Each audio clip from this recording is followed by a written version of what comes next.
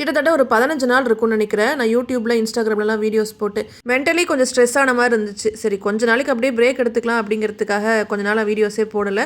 பிரேக்கெல்லாம் எடுத்தாச்சு. சரி இனிமேல் கொஞ்சம் வீடியோஸ் போடலாம் அப்படிங்கிறதுக்காக வந்துட்டேன். இதில் ரிட்டர்ன்லாம் எனக்கு ஒன்றும் வர்றது கிடையாது. சும்மா ஒரு டைம் பாஸுக்காகவும் ஒரு இன்ட்ரெஸ்ட் அப்படிங்கிறதுக்காக தான் வீடியோஸ் போட்டுக்கிட்டு இருக்கிறேன். பசங்களெல்லாம் ஸ்கூல் அனுப்பிச்சி விட்டதுக்கு அப்புறமா வீட்டோட நிலைமையே ரொம்ப மோசமாக தான் இருக்கும். அதை சரி செய்ய வேண்டியது நம்மளோட கடமை அல்லவா.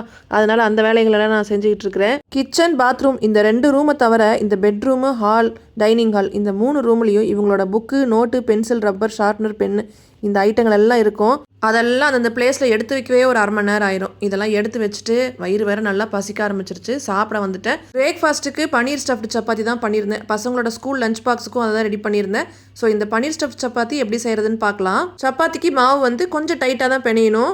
ரொம்ப ஹார்டாகவும் இருக்கக்கூடாது, கொலக்கொலனுமே இருக்கக்கூடாது.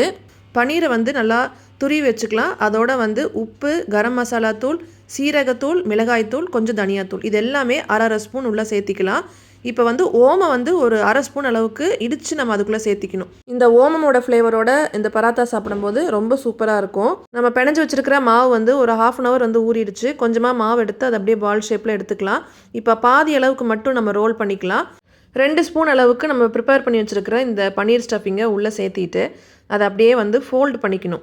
அழுங்காமல் அப்படியே ஃபோல்ட் பண்ணிவிட்டு மேலே வர்ற மாவை லைட்டாக பிச்சு அப்படியே நம்ம தனியாக எடுத்து வச்சுக்கலாம். இப்போ வந்து இந்த பாலை வந்து லைட்டாக ப்ரெஸ் பண்ணிவிட்டு கொஞ்சமாக மாவை அப்படி டஸ்ட் பண்ணிவிட்டு அழுத்தம் கொடுக்காம லேசாக அப்படியே நம்ம வந்து திரட்டினாலே வந்து அழகாக வந்துடும். இந்த ஸ்டஃபிங் வந்து வெளியே வராது. ஏன்னா மாவு வந்து கொஞ்சம் டைட்டாக தான் பிணைஞ்சு வச்சுருக்கோம். ரொம்ப கொலன்னு பிணைஞ்சு வச்சிங்கன்னா அந்த ஸ்டஃபிங்லாம் வெளியே வந்துடும்.